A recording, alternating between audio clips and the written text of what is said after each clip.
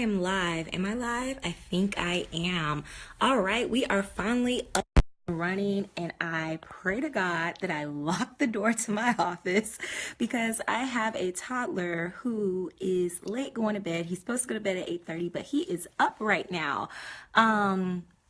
So as I am waiting on Facebook to gather an audience for me, I am so excited about doing this broadcast tonight about entrepreneurship, okay? It's going to be amazing. It is 6 tips/lessons in entrepreneurship. If you are a business owner, if you know a business owner, let them know that it's going down. You're about to get some awesome advice, maybe even some confirmations or affirmations that you need. If you've ever even thought about entrepreneurship, this may be something that is really good for you. I know there's been storming like crazy in Georgia, and people have lost power, signals, all kind of things. My Facebook Live was taking like a minute to come up for my app.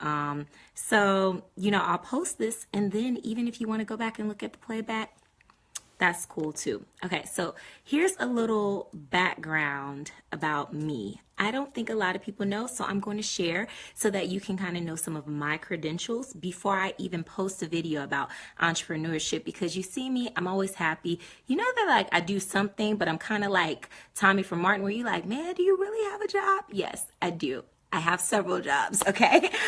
So one of my backgrounds is in public relations and marketing, and that's how I got into coaching, consulting, and all those things. I got into nutrition just from having a lot of illnesses growing up, so that's a whole nother aspect of something I do, but it all is under the same umbrella now as I'm consolidating everything to really help be people's accountability partners, mentor them, and things like that. So I'm going to get started. What I wanted to share with you is 6 lessons/tips in entrepreneurship, okay? The very first one, so you can write this down if you want, but if not, just listen, but you really need to write it down, okay?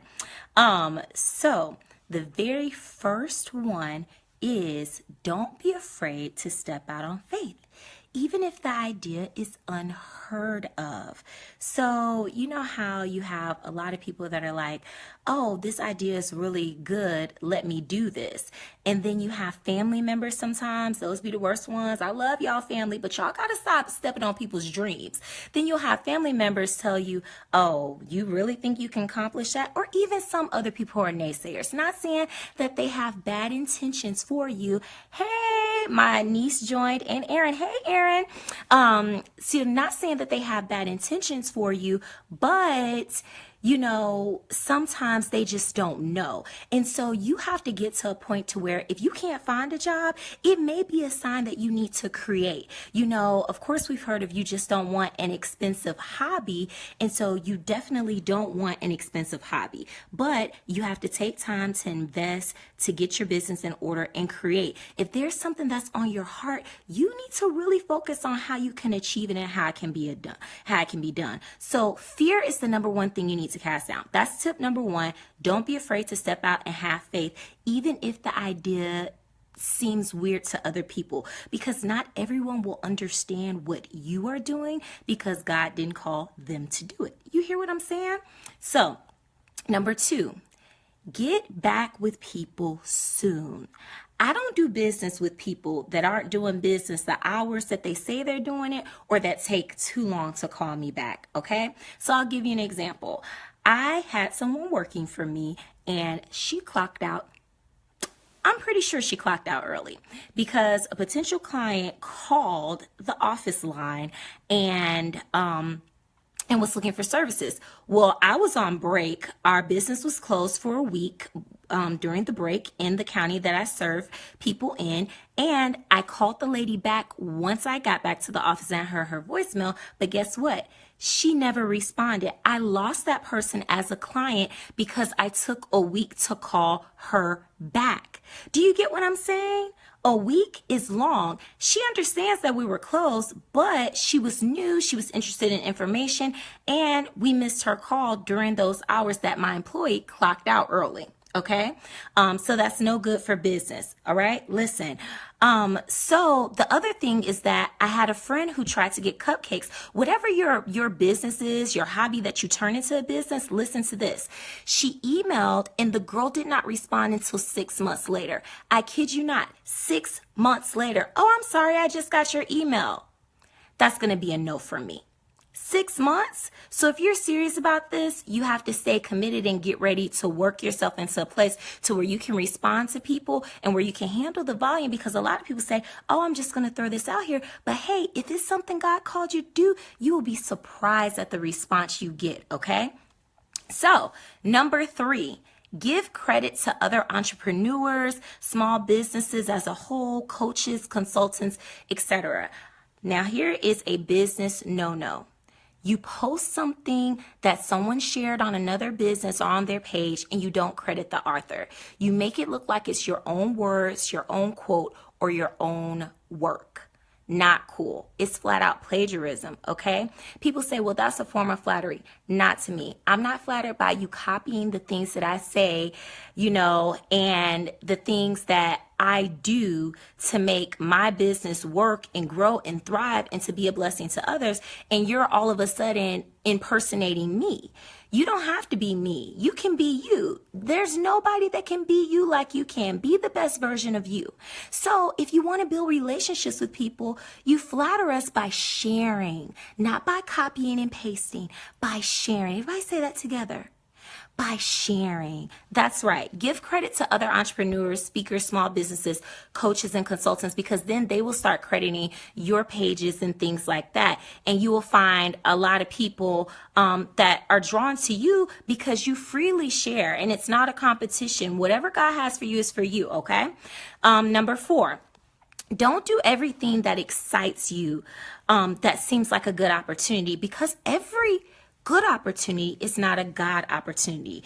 We have to focus on God opportunities. Yes, I am a believer. Okay. So for example, I recently had to delete someone on Facebook that contacted me about being a part of her business for fitness and health. I was like, oh my goodness, I'm always very soft and gentle with people when they inbox me about opportunities. Even though I have my business card as my background and I show everything that I offer on my page, like every single thing, but I'm very soft because I realize people they don't take the time to investigate. That's a sidebar. If you want a client, you need to make sure you take time to figure out what that client would want and how you can really serve them. Okay. So anyways, going back to this inbox, I kindly told her no thanks because I run a successful blog and I help coach people, consult them with nutrition, etc.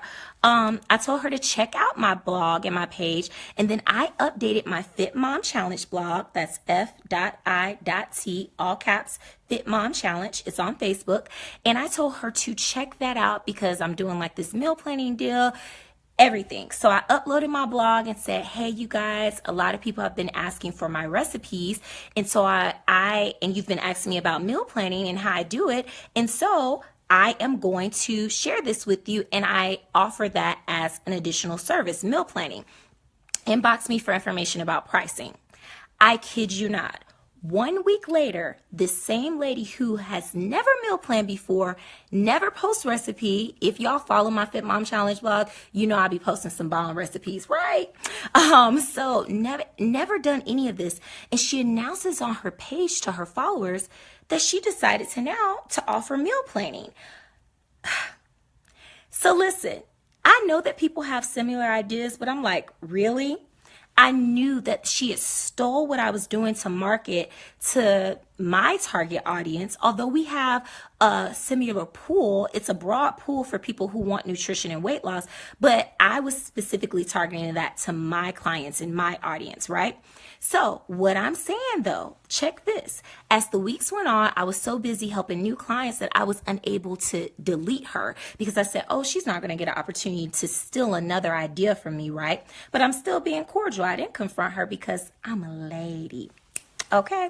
So I noticed that no one, she has like, I don't know, thousands of followers. I noticed that no one had responded to any of her posts about meal planning.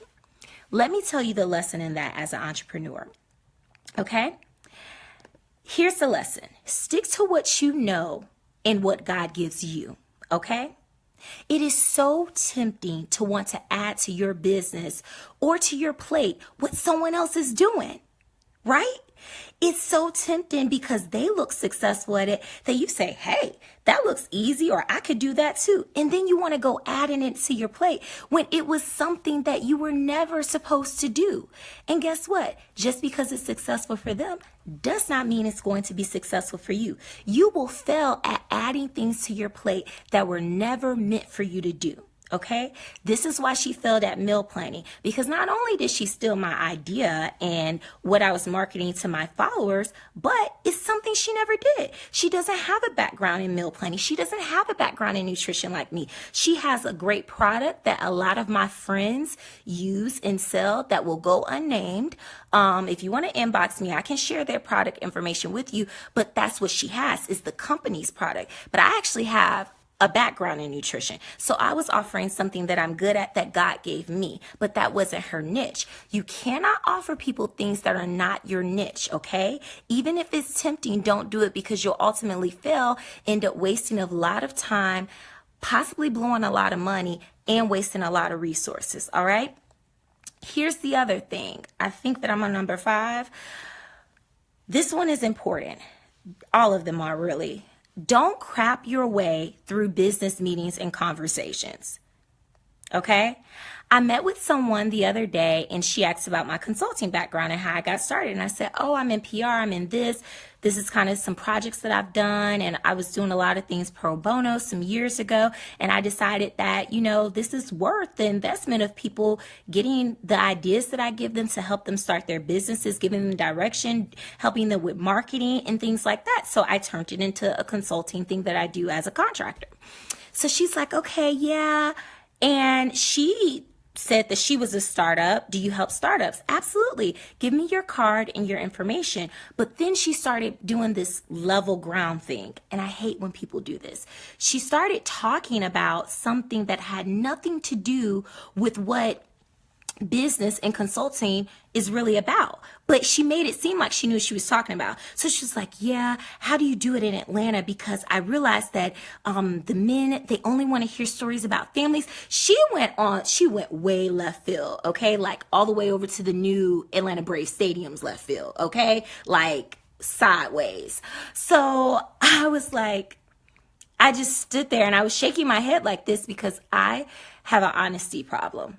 I'm a little too honest. So she kept saying, you know, and I was just like, I don't know. I don't know. But I will follow up with you, possibly, if that's needed, and maybe refer. But then when I thought about it, I said, oh my gosh, I can't refer anybody to this girl because she has no idea what she's talking about, right? Listen. Everything she said was completely irrelevant. If you don't know the answer to a question, ask the person you're talking to enlighten you, or tell them you'll get back with them, but never, ever, ever, ever, ever make up responses, especially those that don't make sense, right? This lets us know that even if you actually have a little bit of knowledge in the area that you're talking about, that it completely takes away your credibility for working with us in this field. So no one wants to hear you lying or BSing your way through something. I'm sorry, is BS too harsh? I'm so sorry if it is. So last but not least, number 6, do not launch services that you aren't ready to provide.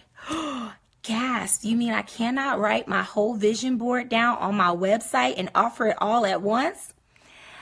If you want to fail, go ahead. But if you want to be successful, listen up.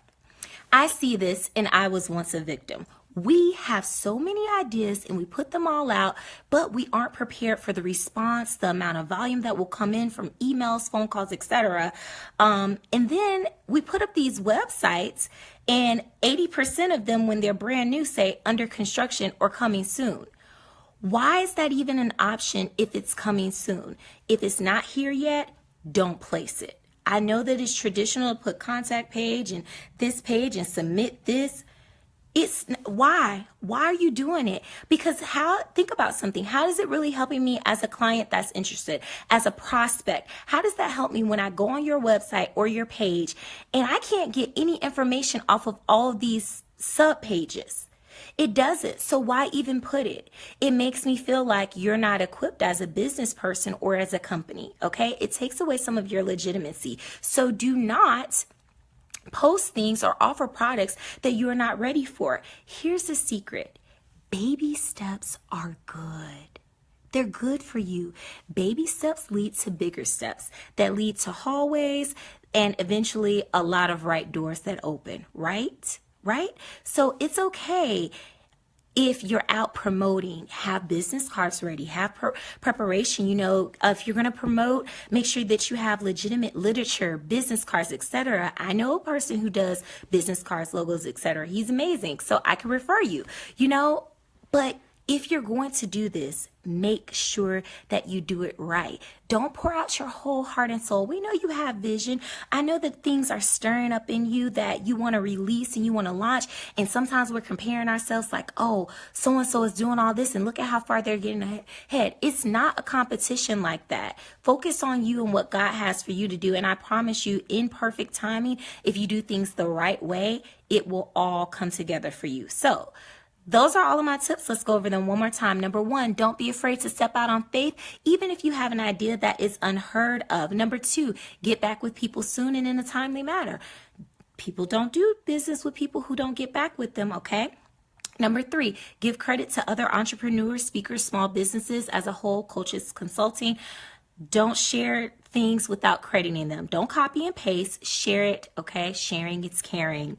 Number 4, don't do anything that excites you because it seems like a good opportunity. Not every good opportunity is a God opportunity. Number 5, don't BS your way through business meetings and conversations. You really need to study to show yourself approved. You need to know what you're talking about. If you're going to do it in excellence and do it right so that you can be successful and last for many, many years to come.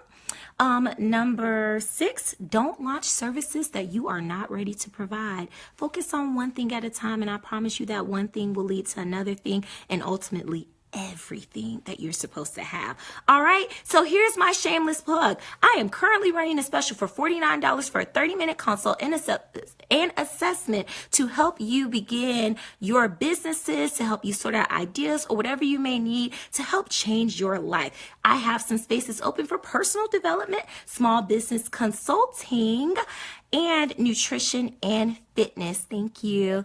And nutrition and fitness, where I help you meal plan. All right. That one thing the girl tried to take from me, but God don't like ugly. So if you want any of these services, even if you just want to inbox me, be like, girl, this blessed me. I don't want to buy nothing from you, but I just want to tell you I love you. I'll be like, I love you too. Thank you. So you can reach me at kishamcinspires@gmail.com. I hope that these tips and lessons really helped you. And until next time, go be great. See you guys soon.